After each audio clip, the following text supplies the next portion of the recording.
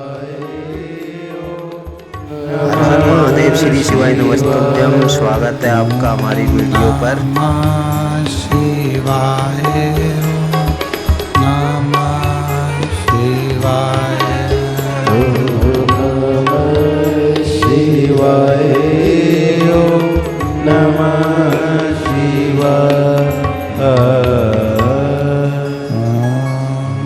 नमः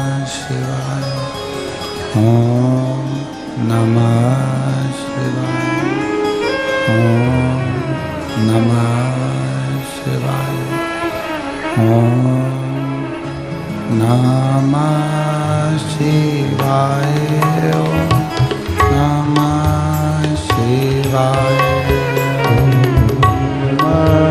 शिवाय नमः शिवाय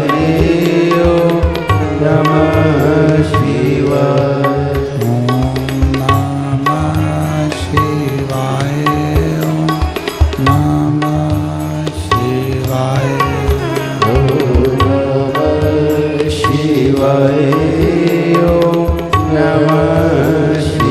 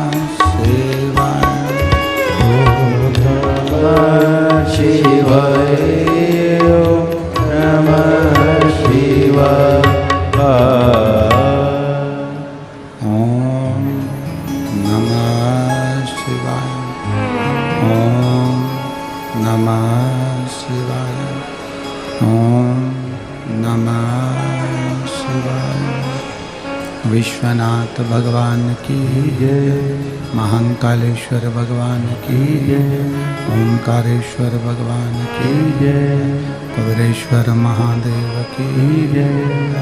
हर हर महादेव, हर हर महादेव, हर हर महादेव।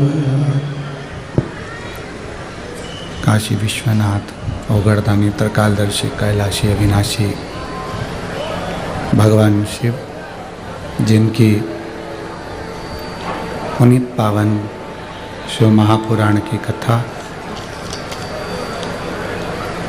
संपूर्ण विश्व के कल्याण हेतु बाबा देवादिदेव महादेव की कृपा से आप और हमको श्रवण करने का सौभाग्य प्राप्त हुआ है। बड़े भाग्यशाली हैं सभी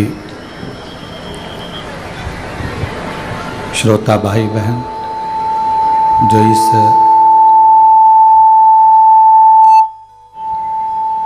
पवित्र शिव महापुराण की कथा का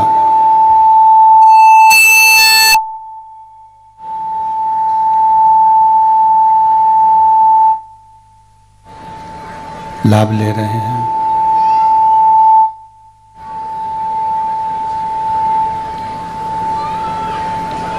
कथा के इस पवित्र अवसर पर कथा मंडप में विराजमान सभी श्रोता भाई बहन, संत, साधु, गुरुजन, तपस्वी जन, साधक जन, उपासक जन, कथा के मुख्य यजमान में स्वर्गीय श्री सुरेश बाबू गोविंद प्रसाद जी जायसवाल, एवं स्वर्गीय किशोर चिरंजी लाल जी बोधले जी की पावन स्मृति में ये पवित्र शिव महापुराण की कथा श्रीमती लक्ष्मी देवी सुरेश जी जायसवाल, श्री दीपक जी गोविंद प्रसाद जी जायसवाल, सोदीप्ति दीपक जी जायसवाल, श्री राजकुमार जी सुरेश जी जायसवाल,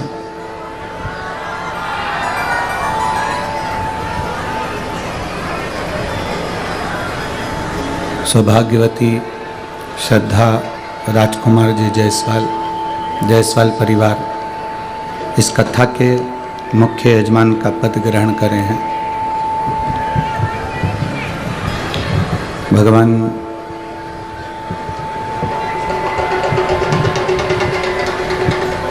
देवादिदेव महादेव करुणा सागर त्रिकालदर्शी कैलाशी अविनाशी। यहाँ भी आवाज़ नहीं आ रही है,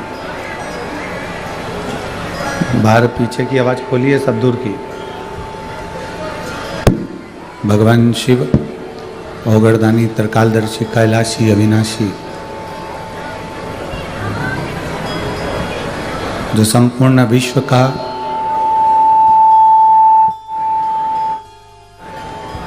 कल्याण करने वाले हैं, संपूर्ण जगत का उद्धार करने वाले हैं।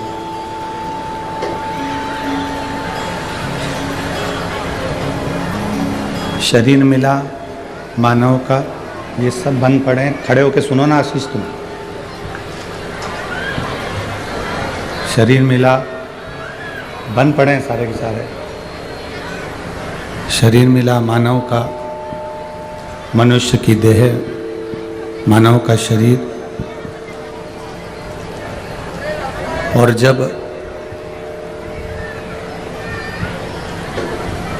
ये मनुष्य की देह प्राप्त हुई है,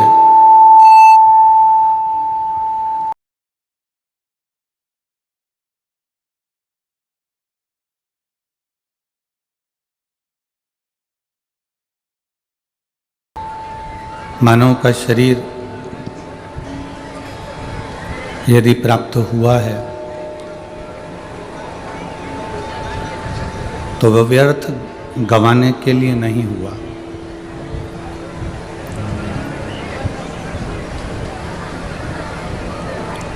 आप और हम बड़ी मुश्किल से इस मनुष्य के शरीर को प्राप्त कर आए हैं।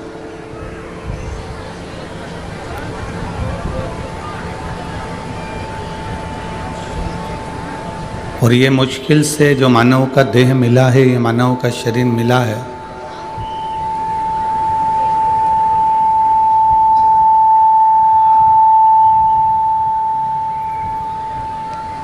ये ऐसे ही समाप्त नहीं किया जा।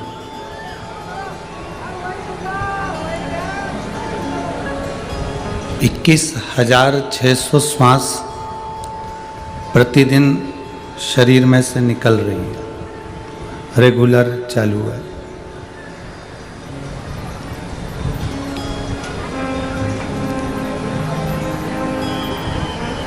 अब वो 21,600 श्वास में से कितनी श्वास तुम्हारी भगवान के ऊपर समर्पित है, नाम कीर्तन में समर्पित है, नाम स्मरण में समर्पित है, नाम जाप में समर्पित है, यह आपके ऊपर निर्भर करता है।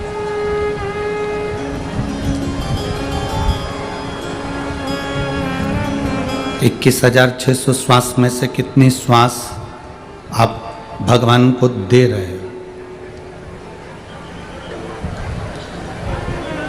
24 घंटे में से कितना समय आप परमात्मा को दे रहे हो?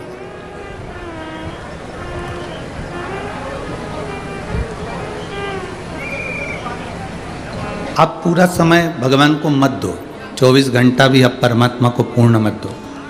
रखो अपने परिवार के लिए, अपने कुटुंब के लिए, अपने नातेदारों के लिए, अपने रिश्तेदारों के लिए, अपने लिए समय रखो, हम मना नहीं करेंगे। आप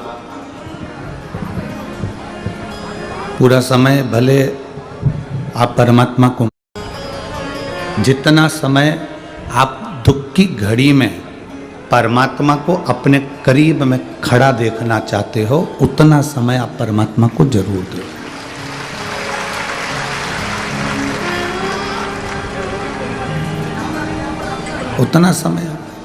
उतना समय आप परमात्मा को जरूर दीजिए। जितना समय आप परमात्मा को आपके सामने देखना चाहते हो, जितना दुख की घड़ी में आप खड़ा होना चाहते हो,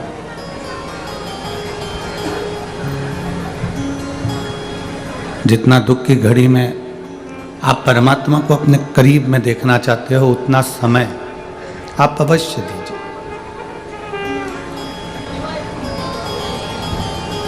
ये मनुष्य की देह जब से संसार सागर में आई, तब से आज तक आदान और प्रदान का जीवन जी रहा है मनुष्य।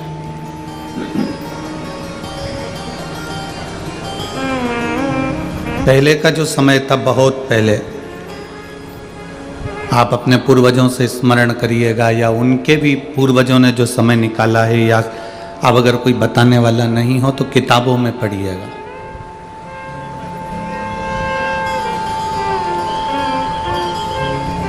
किताबों में अध्ययन करिएगा। जब आप किताबों में अध्ययन करेंगे तो आपके स्मरण में आएगा कि पहले का समय और आज का समय दोनों आदान प्रदान का रहा। किसान के पास में फसल होती थी, ज्वार मक्का होती थी। किसान के पास में जो फसल होती थी वो कपड़े वाले को देता था, उससे कपड़ा ले लेता था।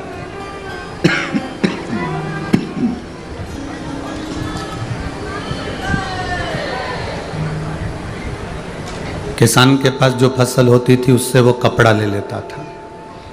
कपड़े वाला किसान से अनाज ले लेता था। किसी के पास में अगर कोई दूसरी वस्तु होती तो वो दूसरी वस्तु देकर दूसरी वस्तु प्राप्त कर लेता था। किसी लकड़ी के कारीगर के पास में लकड़ी होती थी तो वो लकड़ी का सामान बना देता था, लोहे वाले से लोहे का ले लेता था।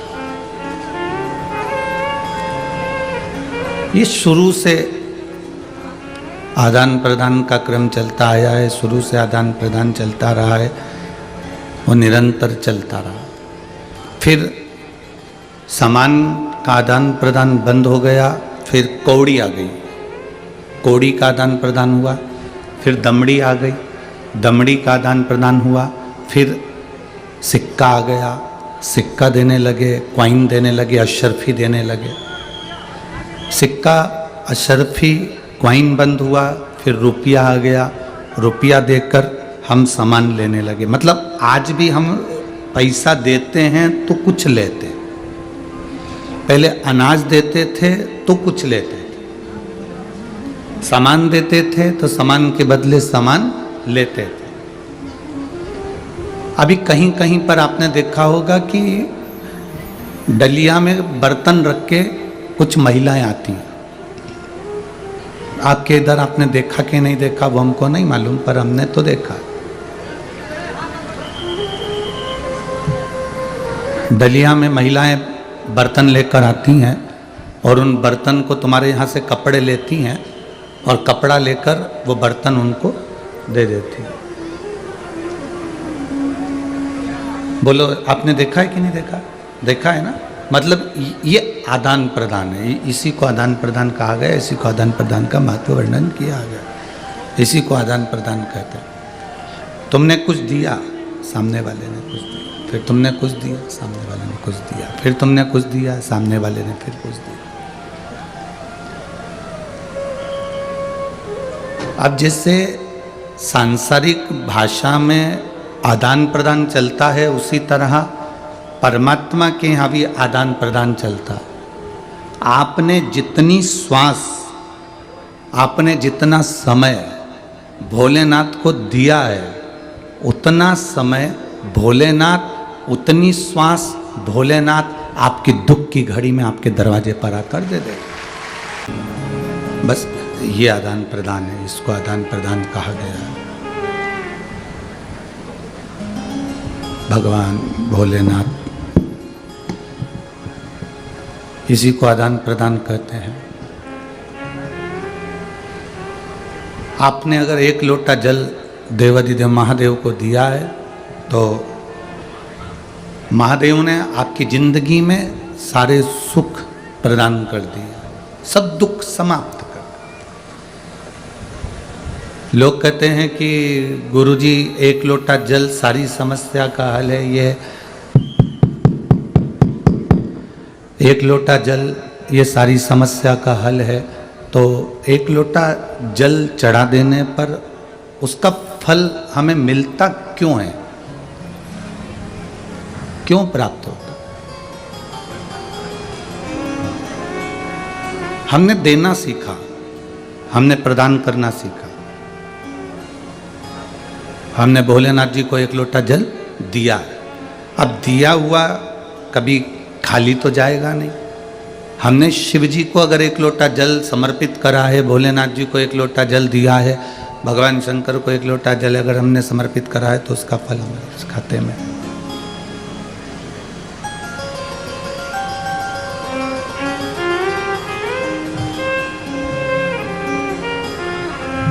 गला पकड़ रहा है बहुत तेज, कैसे बोले माइक पे?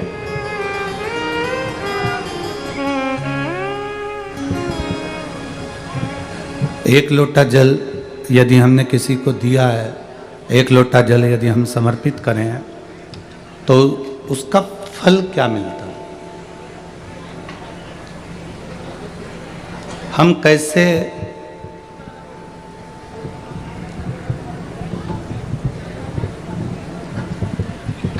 उस जल को समर्पित करते हैं और जिस भाव से हम जल को समर्पित करते हैं उसका फल हमारे खाते में आता ही है। अब आप जितनी देर भगवान की अविरल भक्ति को धारण कर रहे हैं, आप जितनी देर भगवान की भक्ति को भज रहे हैं, स्मरण कर रहे हैं, जितना समय आपने परमात्मा को दिया उतना आपकी जिंदगी में परमात्मा ने आपको देना है। चलो और सरल भाषा में उसको समझें। दिवाली आती थी, अब यहाँ पर महाराष्ट्र का तो हमको नहीं मालूम, पर हमारे मध्य प्रदेश का हमको मालूम है। दीपावली पर हमारी माँ थाली में गुजिया पपड़िया, हमारे उधर का मैं मालूम है, हम ऐसे थाली में उसको ढककर पड़ोस वाली काकी के यहाँ, पड़ोस में जो रहता है उसको हम देकर आ जाते हैं।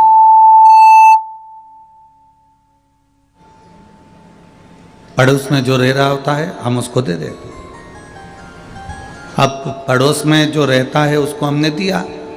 अब वो जो काकी के हम जो प्लेट भरकर सामान देकर आए ना, फिर वो काकी भी क्या करती थी, जम के तो बोलो जरा, वो भी प्लेट भरकर हमारे यहाँ भेजती थी। आपने देखा है कि नहीं देखा? सबने देखा है ना। ये अपना स्वयं के अनुभव से हम आपको समझाने का प्रयास करें। हमने काकी जी के यहाँ दिया तो काकी जी ने हमारे यहाँ दिया, हमने बुआ जी के यहाँ दिया तो बुआ जी ने हमारे यहाँ दिया। शादी में गए, हमने अगर 500 का लिफाफा दिया तो उसने लिख के रखा और हमारे यहाँ की शादी में भी उसने 500 का लिफाफा दिया। अब इसी बात को हमें पकड़ कर रखना है कि हमने अगर भगवान का नाम लिया है, भगवान का नाम जाप किया है, भगवान की अविरल भक्ति धारण करी है, भगवान का स्मरण किया है, तो ये मान कर चलना कि तुमने भगवान को समय दिया है तो परमात्मा भी तुम्हें एक ना एक दिन समय निकाल कर देगा ही, ये निश्चित है, पक्का।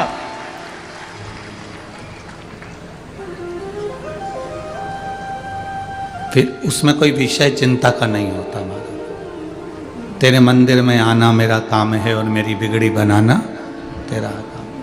तेरे मंदिर में मैं आ ही गया, मुझे दर्श दिखाना तेरा काम। ये उस पर निर्भर कर रहा है। अब इतनी धूप पड़ रही है, इतनी गर्मी पड़ रही है, आपको लगता होगा कभी कभी कि गुरुजी माइक वाले को इतना चिल्लाते हैं या माइक वाले को इतना गुस्सा करते हैं। आज आप तो अंदर बैठे हो, कभी बाहर से आ रहे होते ना तो देखना 2 से 3 किलोमीटर दूर गाड़ियाँ रोकी गई हैं और 3 किलोमीटर दूर से बुजुर्ग माता अपने बच्चों का जब हाथ पकड़कर पंडाल में आती हैं तो उनका दर्द देखा नहीं जाता। कम से कम कथा सुनने का कम से कम मौका तो मिल जाए।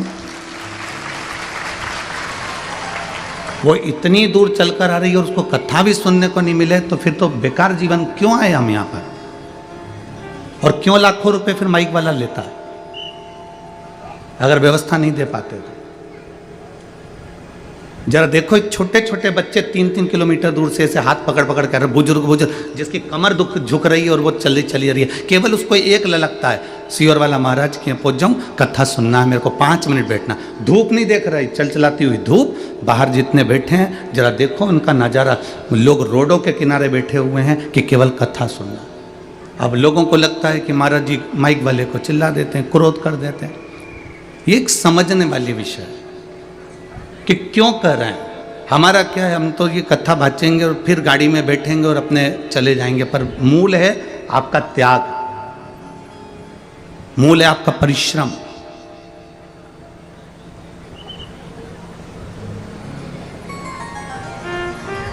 एक स्मरण का जीवन आनंद में जी, अविरल भक्ति का जीवन जी।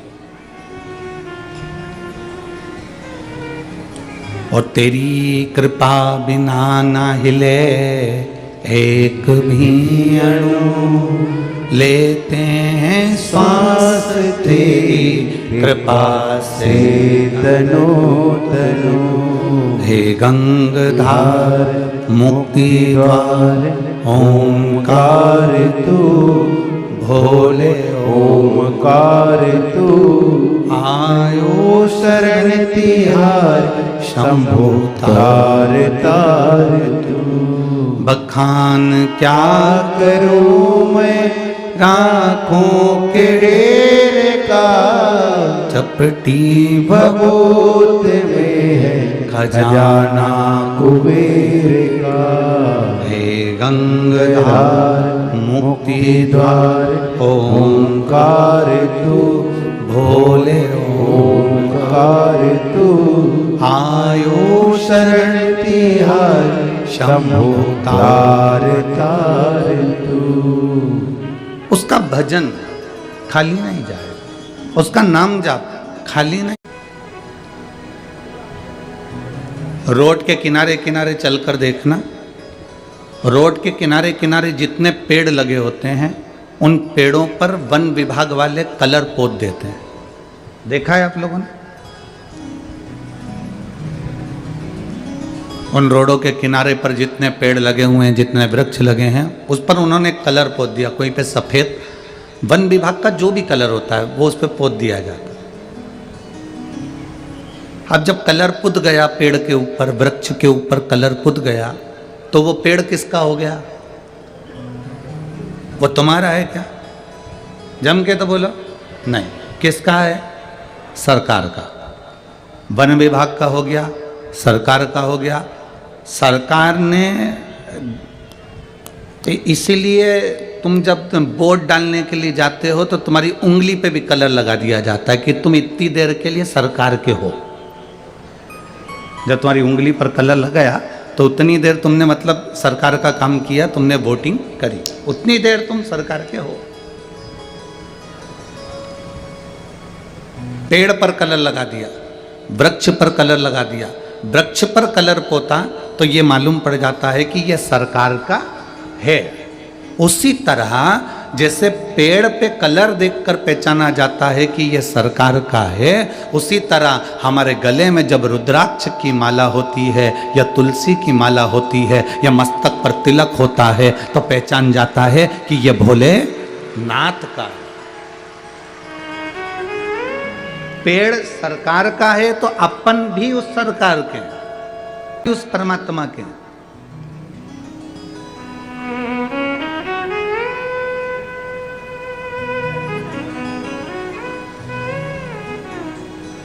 और जब अपन स्वयं परमात्मा के हो गए तो शिव पुराण कहती है एक बार किसी का होकर देखो वो तुम्हारा होकर रहेगा।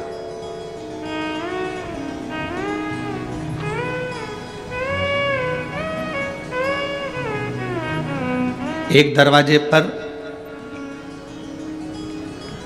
4 बजे गाय को रोटी मिलती है। कितनी बजे? 4 बजे। प्रैक्टिकल करना। सीवर वाला महाराज झूठ तो नहीं बोल रहा है, प्रैक्टिकल करते रहना चाहिए, प्रैक्टिकल करने में पीछे नहीं हटना। एक गाय माता को, गौ माता को 4 बजे दरवाजे पर रोटी मिलती है। गौ माता कहीं पर भी घूमती रहेगी पर 4 बजे वहां पर पहुंच जाएगी। आप लोगों ने देखा होगा, आपके यहाँ अगर 12:30 बजे रोटी मिलती है तो वो 12:30 बजे ही पहुंचेगी। 1 बजे रोटी मिलती है तो वो 1 बजे पहुंचेगी। 5 बजे रोटी मिलती है तो वो 5 बजे पहुंचेगी। ये गौ माता का नियम है, वो घड़ी नहीं बांधती, इसके बाद भी समय पर वो तुम्हारे दरवाजे पर खड़ी मिलती है। क्यों? क्योंकि तुमने उसको रोटी दी तो वो अपना कर्जा चुकाने के लिए, अब वहां दरवाजे पर रोटी मिले चाहे ना मिले, वो 4 बजे आकर खड़ी हो गई। खड़ी हो गई, उसने तुम्हारे घर की ओर मुख करा, तुम्हारे घर की ओर देखना प्रारंभ करा। अब तुम समझ रहे हो कि वो 4 बजे उसको रोटी मिलती थी तो वो 4 बजे रोटी लेने के लिए आई है। ना ना ना, वो अपना कर्जा चुकाने के लिए आई है। 4 बजे आके वो तुम्हारे दरवाजे पर खड़ी हो जाती है। शास्त्र कहता है गौ माता का मुख जिस दरवाजे की ओर होता है और गौ माता दरवाजे की ओर खड़े होकर जितनी देर श्वास लेती है उतनी देर घर में जो नेगेटिवता रहती है, जो दुख, जो तकलीफ, जो कष्ट रहता है, गौ माता उसको श्वास के माध्यम से खींच लेती है। अब तुमको क्या लग रहा है कि वो 4 बजे रोटी मिलती थी इसलिए वो 4 बजे आ गई, 5 बजे रोटी मिलती थी तो 5 बजे आ गई। तुम भले रोटी मत दो, वो 4 बजे आके खड़ी होकर अपना कर्जा अदा करेगी, अपना कर चुकाएगी, अपना जो फर्ज है वो पूर्ण करेगी। अर्थात तुम्हारे घर के दुख को, तुम्हारे घर के तकलीफ को, तुम्हारे घर के कष्ट को वो गौ माता खींच लेगी।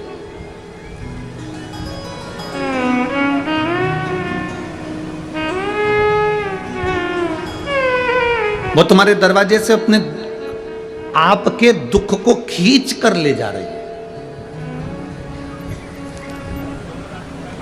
वो आपके कष्ट को खींच कर ले जा रही है।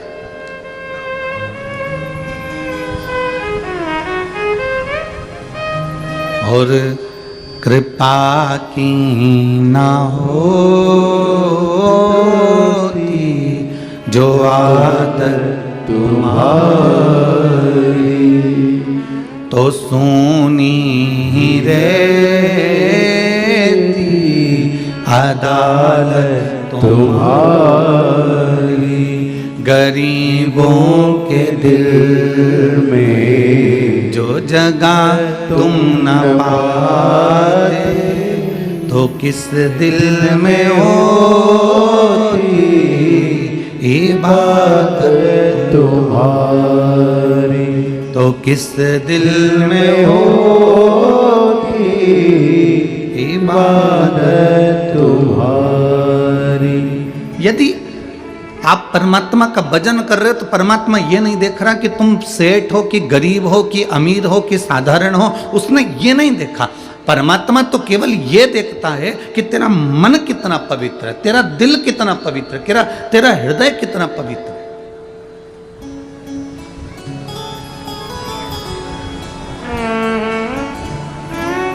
ए मेरी वनी की जीजियों और मेरे वनी के जीजाओं, बहुत सावधानी से सुनना। घर में मंदिर बनाना सरल है। पत्थर का खरीद लाओ, रख दो, लकड़ी का खरीद लाओ, रख दो, फर्नीचर का बना लो, तैयार कर लो। घर में मंदिर बनाना सरल है। शिव पुराण कहती है दिल को मंदिर बनाना कठिन है। घर में मंदिर बनाना सरल है पर दिल में मंदिर बनाना कठिन है। इस दिल में मंदिर नहीं बन पाता। कब तक मंदिर है दिल में? जब तक कथा सुन रहे हो तब तक। थोड़ा बहुत जिंदगी में दुख आया कि तुम्हारा मंदिर छार छार, आज के बाद मंदिर नहीं जाऊंगी, भगवान तो मेरी सुनता ही नहीं है, पानी का लोटा उठा के रख दिया, अब नहीं जाऊंगी। पर वो जल चढ़ाया गया तुम्हारे काम आएगा ये निश्चित। एक पत्र है जिसमें उन्होंने पूरी मेडिकल की रिपोर्ट लगाई है। देखिए अब मेडिकल के कितने पर्चे लगाए हैं वो देखिए आप। पूरी रिपोर्ट है, जितनी लगा सकते थे वो पूरी रिपोर्ट मेडिकल की उन्हें कम से कम लगभग होंगे 60-70 से ज़्यादा पर्चे मेडिकल के। जिला चंद्र हम के बड़ा कई लोग कथा करवा, यहाँ आप हाथ लगाकर इनको ये दे दें। पर शिव महापुराण ये आप कोई दूसरी पुराण कराओ ना, उसमें खूब गिफ्ट दो और खूब रुपट्टे उड़ा, पर शिव महापुराण का जो बेलपत्री से बड़ा कोई गिफ्ट नहीं हो सकता।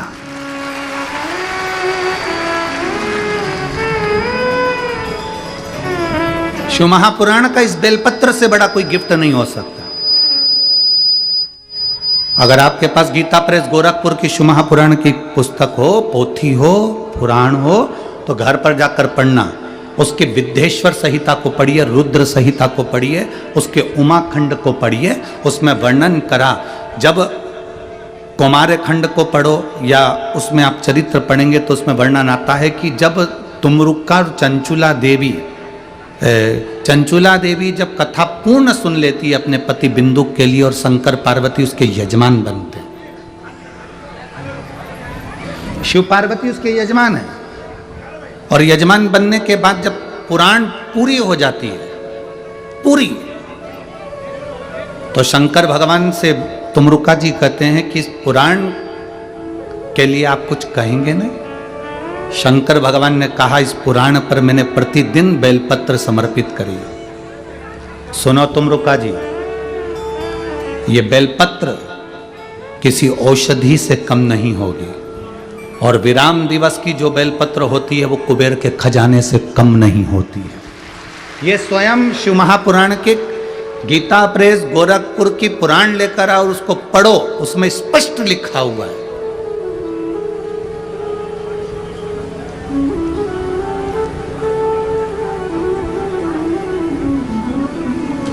आज आपसे एक बात पूछना चाहेंगे, बहुत अच्छे से जवाब देना।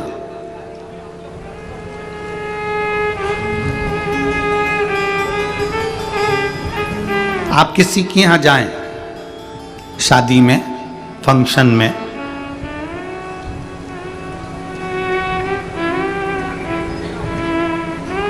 वो आपको साड़ी तो दे दे, ना करे तो तुम्हें साड़ी अच्छी लगेगी? जम के तो बोलो नहीं। कपड़े अच्छे लगेंगे? नहीं। अगर वो साड़ी नहीं भी दे, कपड़े नहीं भी दे, और मिठास से भरी हुई वाणी प्रदान कर दे, तो तुम्हें कपड़े की भी जरूरत नहीं पड़ेगी और जेवर की भी जरूरत नहीं। केवल मीठी वाणी।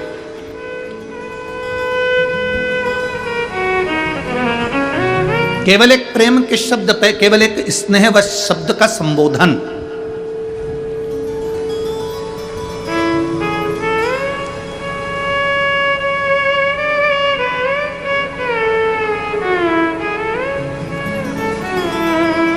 एक स्नेह बस शब्दों का संबोधन मूल है। हमको बड़ा अच्छा, आज भी हमने देखा, कल भी हमने देखा, राजा भैया के हम वहाँ पर सुबह सुबह घूमने का क्रम कर रहे, तो घूम रहे थे, तो हम 2-1 दिन से देख रहे थे, वो श्रद्धा बेटी बाहर आती हैं, वो जीजी भाई, और वो काम वॉचमैन खड़े रहते हैं या चौकीदार खड़े रहते हैं, तो उनसे कह देती हैं, अब तुम थक गए होगे, सो जाओ, बैठ जाओ थोड़ा, हम जग गए हैं, तुम सो जाओ, बैठ जाओ। एक स्नेह की वाणी, एक प्रेम की वाणी, एक वात्सल्यता की वाणी। मत दो दुनिया को, अगर तुम नहीं दे सकते, तुम करोड़ों का धन प्रदान नहीं कर सकते, मत करो। तुम भंडारा नहीं कर सकते, मत करो। तुम दुनिया को कम्बल कपड़ा नहीं दे सकते, मत दो, पर कम से कम मीठी वाणी तो बोलो। वाणी ऐसी बोलिए जो मन का आपक होए, पर आज के जमाने में वाणी ऐसी बोलिए जो जम के झगड़ा होए, पर उससे मत बोलिए जो तुमसे तगड़ा होए। तो वाणी तो मिठास से परिपूर्ण होना चाहिए, प्रेम की वाणी होना चाहिए। पर आज के जमाने में लोगों को वाणी बोलना आती कहाँ। एक राजा ने एक महल बनाया, बड़ा सुंदर महल बनाया, और नगर के सेठ जी को बुलाया नगर के सेठ जी को बुलाकर कहा कि महाराज मैंने सेठ जी देखो मैंने महल बनाया, कैसा बना?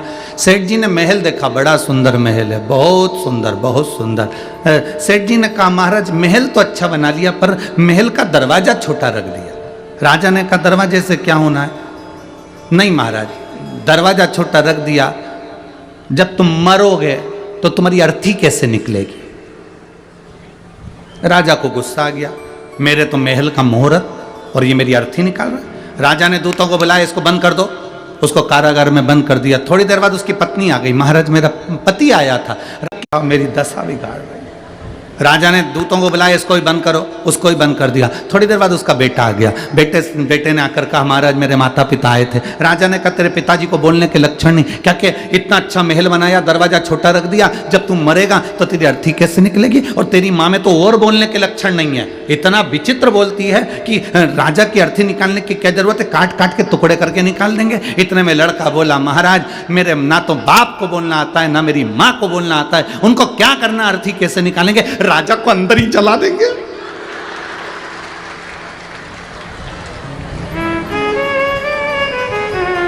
राजा चक्कर खा के नीचे गिर गया।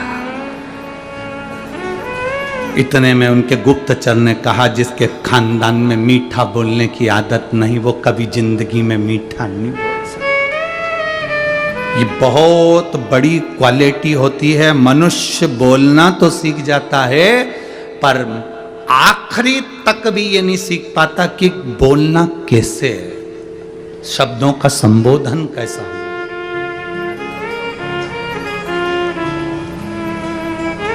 मीठी वाणी बोलो, प्रेम की वाणी बोलो, स्नेह की वाणी बोलो। दुनिया कितनी भी ताना दे, कितनी भी गालियां दे, कितनी भी अपशब्द कहे, कितना भी कुछ कहे, आप अपने मिठास को देने में कमी मत रखो। प्रेम दोगे प्रेम मिलेगा, नफरत दोगे नफरत मिलेगी, भजन दोगे भजन मिलेगा, भोजन दोगे भोजन मिलेगा, जल दोगे जल मिलेगा। और एक बात बहुत पक्की है, पेड़ के नीचे पानी डाला जाता है तो वृक्ष बड़ा होकर छाया देता है। समस्या का हल वो भी तुमको रख लेगा।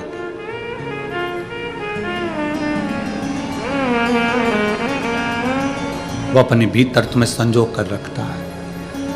और मैंने तेरे ही भरोसे बाबा, तेरे ही भरोसे हवा बिच उड़ती जावांगी बाबा, डोर हटो छठीला मैं कटी जावांगी। भोले मैं तेरी पतंग बाबा, मैं तेरी पतंग हवा विच उड़ती जावांगी बाबा, डोर हटो छठीला मैं कटी जावांगी। हम जब उसके करीब पहुंच गए तो वो हमारा हो गया, हम उसके हो।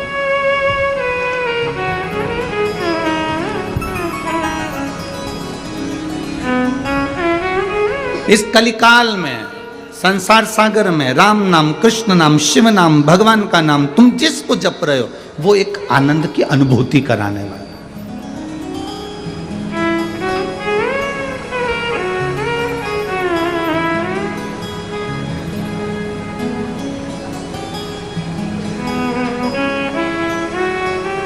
वो एक आनंद की अनुभूति कराने वाला।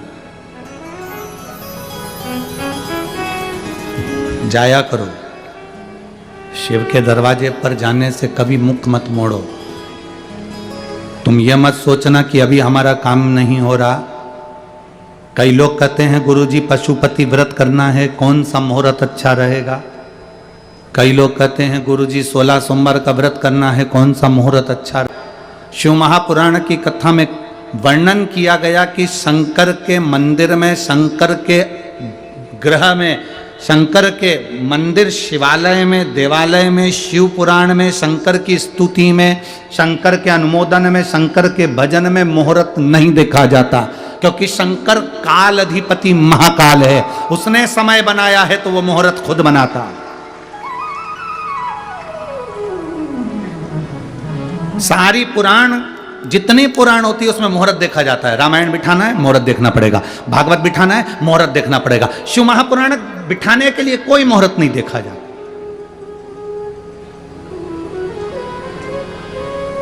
शिव महापुराण का कोई मुहूर्त नहीं है। भगवान के नाम जपने का कोई मुहूर्त नहीं है। भगवान के भजन करने का कोई मुहूर्त नहीं है। और हम तो यहां तक कहेंगे, अगर तुम दुकान चालू कर रहे हो, फैक्ट्री चालू कर रहे हो, कोई काम कर रहे हो, तो ये मत सोचना 2 महीने बाद मुहूर्त आएगा, 4 महीने बाद मुहूर्त आएगा। ना ना ना, शंकर का नाम लो और चालू करो, वो मुहूर्त तुम्हारे लिए श्रेष्ठ हो। विलंब नहीं करना है हमें देरी नहीं करना, हमें तो तुरंत भगवान का नाम लेना है, शंकर का नाम स्मरण करना है। बोल बम का नारा है, वाह भाई, भगवान का नाम लेकर, शंकर का नाम लेकर, विश्वनाथ का नाम लेकर, सोमेश्वर का नाम लेकर हमें वो कार्य पूर्ण कर दे। हम मुहूर्त का इंतजार क्यों करें?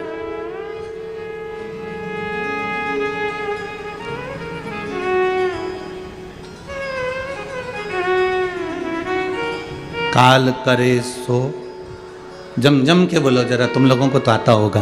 काल करे सो, आज करे सो, पल में परलय हो जाएगा, और शिव नाम जपेगा कब? जब मिल जाए, जब स्मरण हो जाए। लोग कहते हैं गुरुजी हम 7 दिन की कथा नहीं सुन पाए। हम कहते हैं आखिरी की तो सुन रहे हो ना।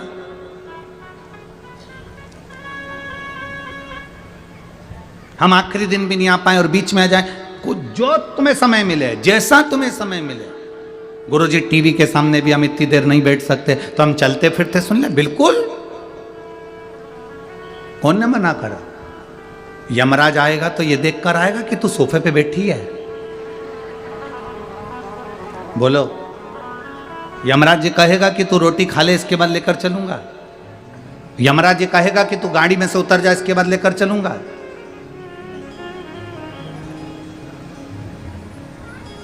मृत्यु का कोई समय नहीं, मृत्यु का कोई ठिकाना नहीं और मृत्यु का कोई समय नहीं है। हमें इंदौर की एक घटना ध्यान में आती, बहुत पहले की, अभी अभी के नहीं है, कम से कम हो गए 15 से 16 साल से ऊपर। बल्कि जब वहाँ पर एक वो मॉल बना था, पहला मॉल इंदौर में बना था, वो ट्रेजर आइलैंड करके कोई एक पहला मॉल बना था। और पहला मॉल बना था और उस मॉल के पास सामने गाड़ी खड़ी हुई थी, और महिला का जो पति था वो मॉल में गया था, महिला अंदर बैठी हुई मोबाइल चला रही थी और एसी में बैठी हुई थी, कांच बंद था, इधर का भी कांच बंद, इधर का भी कांच बंद, इधर का भी कांच बंद, सब बंद। वो मोबाइल चला रही थी। 2 बैल कोई दूसरे चौराहे पर लड़े थे। उसका एक बैल दौड़ता दौड़ता आया और गाड़ी के कांच में से सींग को महिला के पेट में मार दिया और उसी समय उसके प्राण छूट गए। मौत 7 ताले में भी बंद हो जाओ तो भी आना निश्चित है। मृत्यु का कोई स्थान नहीं होता, मौत का कोई स्थान नहीं होता कि तुम सोफे पर बैठे हो तो मौत नहीं आएगी, या तुम यहां बैठे हो या वहां बैठे हो मौत नहीं आएगी ना। मृत्यु का कोई स्थान नहीं होता। जन्म, मरण, परण, 3 उस भोलेनाथ के हाथ में है। बस इतना जरूर है कि तुमने अगर भगवान के नाम का गुणगान किया है, भगवान की भक्ति करी है, तो यह पक्का है कि तुम्हें भोगना नहीं पड़ेगा, उस परमात्मा की शरणागति तुम्हें तुरंत प्राप्त हो जाए।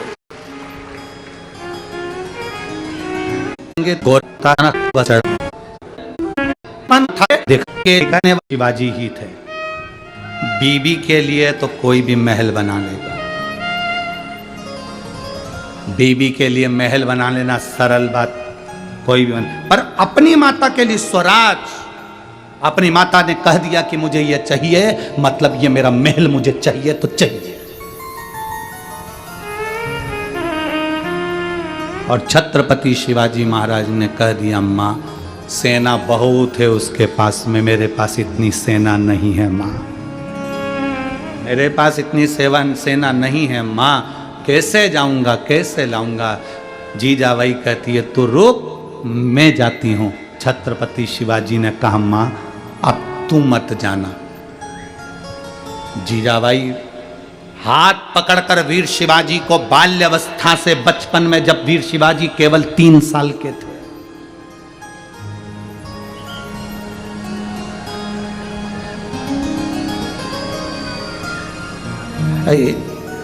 हमेशा कथा, जैसे यहाँ काशी शिव महापुराण कथा चल रही है, कभी कोई शिव पुराण कथा होती है, एक बार मन है इसी महाराष्ट्र की धरा पर एक बार वीर शिवाजी शिव महापुराण की कथा कर भी जाऊंगा।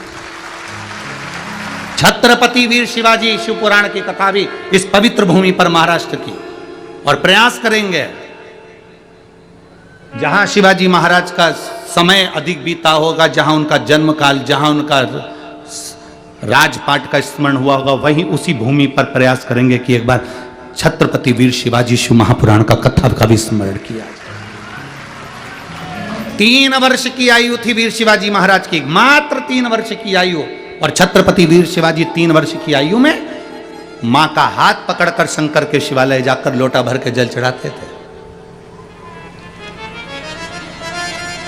मां निर्माता है, माता माता नहीं, माता जम के बोलो जरा, निर्माता है। अपने बच्चे को तुम्हें क्या बनाना है ये तुम्हारे ऊपर निर्भर करता है।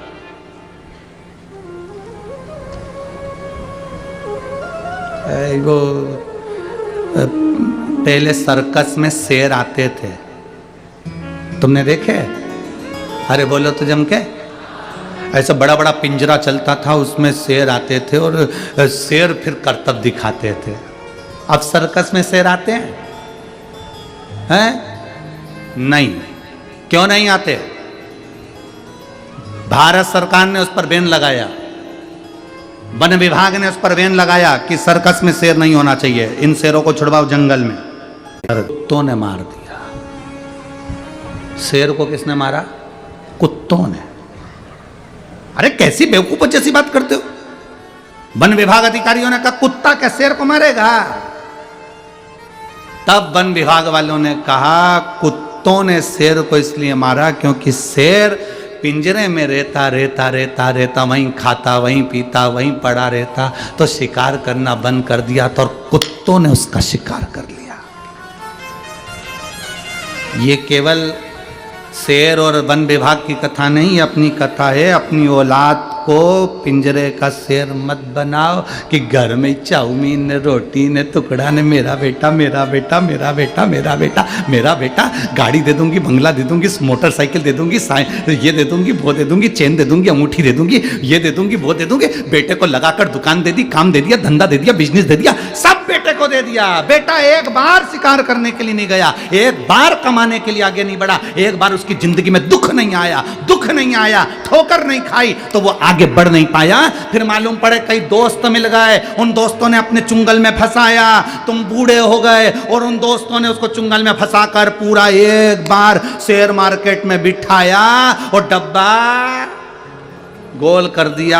अब रो रहा है, मैं क्या कमाऊं, मैं तो बड़ा दुखी हो गया। महाराज जी पत्रिका देखकर बता दो, मेरी जिंदगी में सुख कम आएगा। महाराज क्या करे पत्रिका का? तुमने अपने बेटे को केवल पिंजरे का शेर बनाया था। अगर आप अपने बेटे से कह दो मेरी दौलत मत देखना, मेरा धन मत देखना, मैं नहीं दे सकती, मेरा मन पड़ेगा मैं उसको दूंगी, इसलिए मेरा निवेदन है तू अपनी कमाई करना खुद चालू कर। जब वो जंगल का शेर बनेगा, शिकार करना प्रारंभ करेगा, जब वो जंगल का शेर बनेगा, कमाई करना प्रारंभ करेगा, जब वो जंगल का शेर बनेगा, ठोकरें खाएगा, लोगों से जाकर भिड़ेगा, तब जाकर कुछ कमा कर लाएगा, तो उसको कमाई का भी अंश मालूम पड़ेगा कि 1 रुपए की कीमत क्या होती है।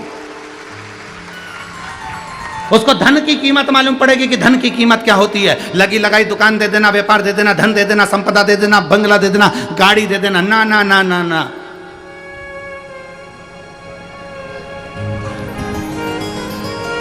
अपनी जिंदगी में कुछ अच्छा करने का प्रयास। मैं राजा भैया आपको धन्यवाद दूंगा, श्रद्धा बेटी आपको भी धन्यवाद दूंगा। आपने अपनी जिंदगी में अपने धन का सदुपयोग करा। बनी में करोड़पति बहुत सारे होंगे, ढेर धन होगा, ढेर संपदा होगी, पर जोड़ जोड़ के केवल बच्चों को दिया, कभी जीवन में एक बार सत्कर्म नहीं कर पाए। कम से कम बनी का इतिहास रच दिया आपने, शिव पुराण की कथा करवा, ये बनी का इतिहास रच दिया कि बनी जैसे क्षेत्र में भी शिव महापुराण की कथा हो सकती है, कोयले की इस खदान में भी हीरा प्रकट हो सकता है। ये बनी के इतिहास में तुमने सिद्ध कर दिया। जोड़ा जोड़ा जोड़ा जोड़ा। हम तो ये भी नहीं कहते कि तुम किसी महाराज को दे दो, हम तो ये भी नहीं कहते कि तुम किसी को दो, हम तो ये कहते हैं अपने ऊपर तो खर्च करो, अच्छा खाओ पियो मौज करो। तुम्हारा बेटा एप्पल का मोबाइल लेके घूम रहा है, तुम्हारा बेटा कौन सी बुलेट आती भट भट फटाका फोड़े, कौन सी रे हैं, कौन सी कंपनी की है, रॉयल कंपनी का, हाँ ना जाने कौन कौन सी कंपनी की बुलेट लेके घूम रहा, 1.5 लाख की। और पिताजी ने मालूम पड़ा कपड़े उतारे तो बनियान में 40 छेकड़े।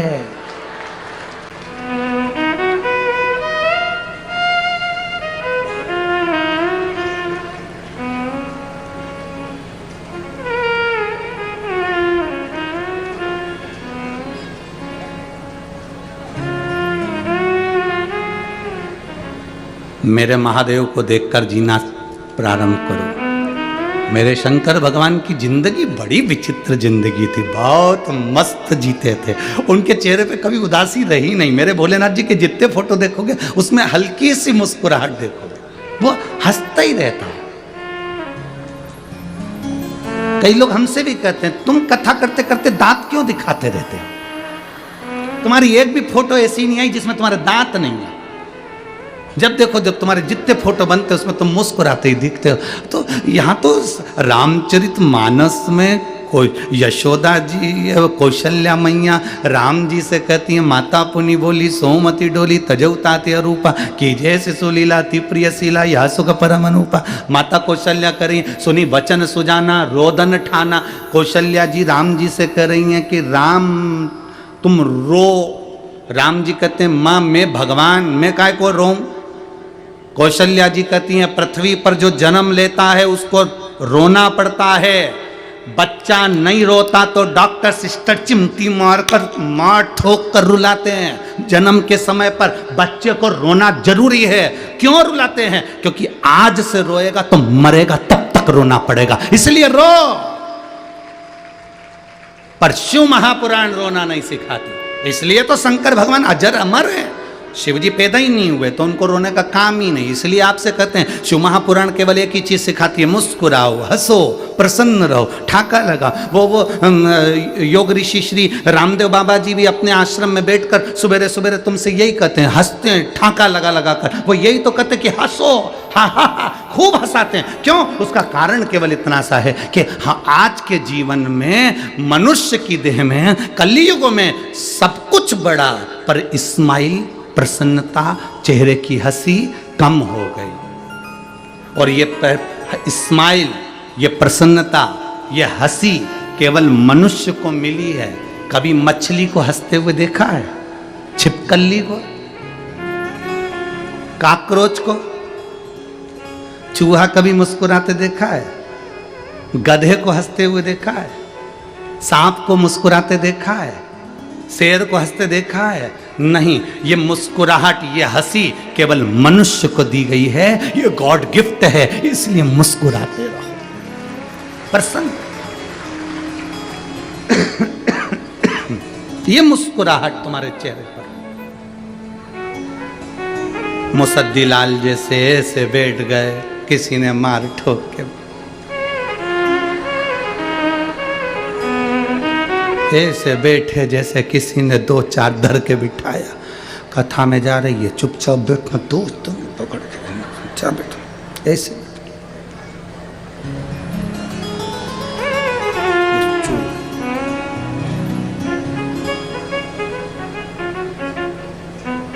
तुम्हारी कोई बेस्ट फ्रेंड भी अगर ऐसी रहे ना, मुसद्दी लाल जैसी, तो तुम ऐसी बेस्ट फ्रेंड से तो वो क्या कहते हैं, ब्रेकअप कर लो। ऐसी बेस्ट फ्रेंड किस काम की जो मुस्कुराए नहीं तुम्हारी। क्या करे? सबसे बड़ा आभूषण है चेहरे का। तुम कितने भी अच्छे कपड़े पहन लो, अगर तुम्हारे चेहरे पर मुस्कुराहट नहीं है तो कोई मतलब की नहीं है। कई लोग शादी में हमने देखा है, अब तो हम इतनी शादियों में नहीं जा पाते, पर पहले हम लोग जब शादी में जाते थे तो देखते थे लोग कोट पैंट सब पहन के आते, वीआईपी बन के आते, उनके चेहरे पर रत्ती भर मुस्कुराहट नहीं होती। गुलदस्ता जरूर देते पर चेहरे का गुलदस्ता तो था ही क्या मतलब। बड़े बड़े ऑफिसरों को हमने देखा है, बड़े बड़े ओहदे पर बैठते हैं, बड़े बड़े मिनिस्टर मंत्री, कोई कलेक्टर ऑफिसर, कोई बड़े बड़े बहुत सरकारी नौकरी के बड़े बड़े ऑफिसर देखो, उनके चेहरे पर कभी स्माइल नहीं रहती, वो हंसते ही नहीं है। हमने एक बार पूछ लिया क्यों नहीं हंसते, तो क्या गुरुजी हंसो तो फंसो।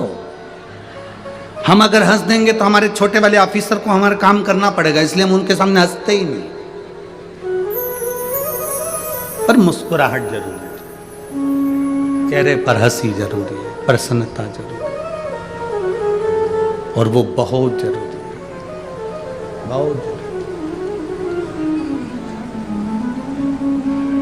तेरे दरबार की बाबा निराली शान देखी है, तेरे दरबार की बाबा निराली शान देखी है। तुझे देते नहीं देगा पर झोली भरी देखी है। तुझे देते नहीं देगा पर झोली भरी देखी है। मुख दुनिया मोड़ेगी बाबा तू मुखड़ाना मोड़े, मुख दुनिया मोड़ेगी बाबा तू मुखड़ाना मोड़े। मैनू लगी परीतीन बाबा तू है वेना। प्रीत लगाओ परमात्मा से, अगर प्रीत परमात्मा से है तो मिलन होगा। एक मुस्लिम बेटी ने पत्र लिखा था, कल की कथा में दिया था उसने, वो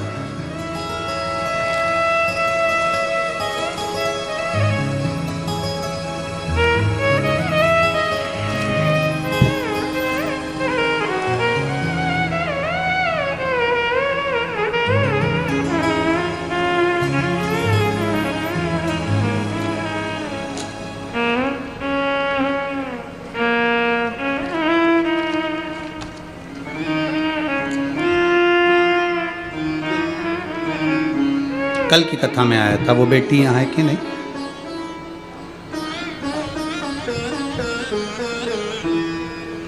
निकिता वेदांत लाजेवर, मुकाम पोस्ट वणी, जिला यवतमाल। श्री शिवाय नमस्तुभ्यम। मैं एक मुस्लिम धर्म की हूँ। मैंने सनातन धर्म के लड़के से वेदांत लाजेवार से विवाह किया है। कहीं बैठी है बेटी? आप ही हैं? आजा आजा बेटा।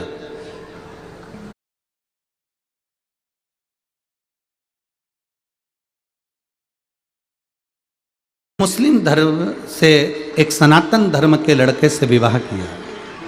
वेदांत लाजेवार से मैंने शादी की है। मेरा ससुराल वालों ने मुझे अपना लिया और मेरा पूरा परिवार मुझे बहुत प्रेम करता। शायद मैंने सोचा भी नहीं था कि मेरे सनातन धर्म में आने के बाद मुझे इतना प्रेम मिलेगा, इतना स्नेह मिलेगा। मैं संपूर्ण सनातनियों को जय हिंद कहती हूँ, जय भारत। गुरुदेव, मैं एक लोटे जल का वर्णन करना चाहती हूँ। मेरा जो बचपन पहले निकला, मेरा जो समय निकला, उस समय पर हम सनातन हिंदू धर्म के किसी देवता से इतना लगाव नहीं था, क्योंकि हम मुस्लिम धर्म अपनाए हुए थे। गुरुदेव, मैं बाबा का क्या वर्णन करूं। शादी के कुछ समय बाद मेरे पति गलत संगत की ओर चले गए। तब मेरा और उनका झगड़ा होता था कि आप और हमारा विवाह हुआ है, हम और आप गलत संगत की ओर चले गए। ये देखते देखते मेरे पड़ोस में एक काकू रहती हैं। उन काकू ने मुझसे कहा, बेटा तू भले पूर्व में मुस्लिम धर्म में रही हो, पर तू अब सनातन धर्म में आ गई है, तो तू एक काम कर, सियोर वाला महाराज कहता है कि शिव जी पर एक लोटा जल चढ़ाना चाहिए। गुरुदेव, मैंने वो 5 वाली काकू के कहने पर महाशिवरात्रि का पूजन किया, पशुपतिनाथ का व्रत प्रारंभ किया। और गुरुदेव, मैंने पशुपतिनाथ का व्रत प्रारंभ कर कर शिवजी को 1 लोटा जल चढ़ाना प्रारंभ करा। आज तक मैंने भगवान का ऐसा चमत्कार नहीं देखा था। गुरुदेव, मेरा केवल एक व्रत पूर्ण हुआ और मेरे पति ने मदिरा पीना छोड़ दी, मैं बाबा को यहाँ प्रणाम करने के लिए। आज मैं धन्य हूँ। मेरे पति को भी मैं बहुत भाव से प्रणाम करती हूँ कि वो भी शिव के भक्त हैं और मैं भी शिव की भक्त हूँ, और मेरे जीवन का ये मेरा बड़ा फल प्राप्त करा। मेरा पूरा ससुराल, मेरा पूरा समाज और मेरा पूरा ससुराल आज मुझे बहुत आनंद में रखते हैं, और मेरे पति भी मुझे बड़े आनंद में रखते हैं। मैं साधुवाद देती हूँ। हर हर। आजा बेटा।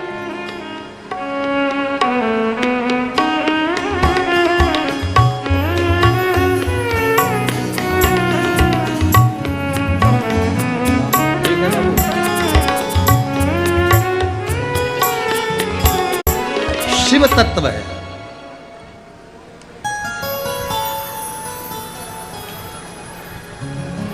इस पेटी ने एक लाइन लिखी है, मैं आस्था चैनल पर वालों से भी बोलूंगा कि इस लाइन को आप चैनल पर भी जरूर दिखाएं। इस बेटी ने एक लाइन लिखी है,